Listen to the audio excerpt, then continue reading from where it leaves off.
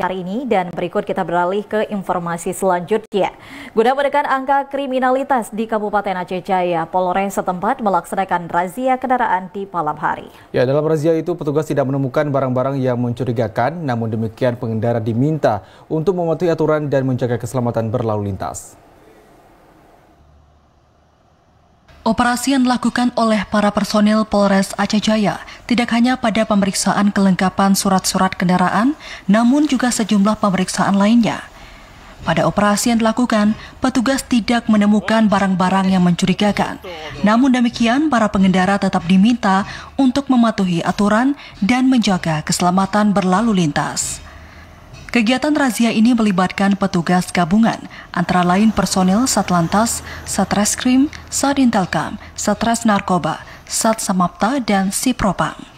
Razia rutin ini merupakan bagian dari upaya Polres Aceh Jaya untuk menciptakan lingkungan yang aman dan nyaman bagi seluruh masyarakat jelang Pilkada Serentak 2024. Kapolres Aceh Jaya AKBP Andi Sumarta melalui Ketua Tim Sikon Polres Aceh Jaya, Ibda M. Dahlan mengatakan, razia rutin dilakukan saat malam hari.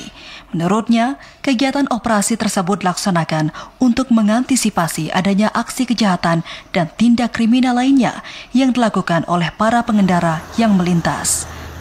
Kita memang melakukan razia komisi ya. Kita lakukan tiap malam untuk mengantisipasi aja dan mengimbaukan kepada memang sopir ya berhati-hati ataupun menjaga juga kecepatan dari kendaraan yang harus memang kita sampaikan ya. Dan juga kita melakukan pemeriksaan terhadap mungkin ada barang-barang mungkin seperti senjata api ataupun senjata tajam yang digunakan ya oleh orang yang tidak mungkin dalam melakukan perjalanan. Jadi kita tetap menjaga Aceh Jaya dalam kondisi yang kondusif. Dengan gencarnya razia yang dilakukan oleh petugas kepolisian, terutama saat malam hari, diharapkan bisa memberikan rasa aman dan nyaman bagi masyarakat serta dapat menekan angka kejahatan.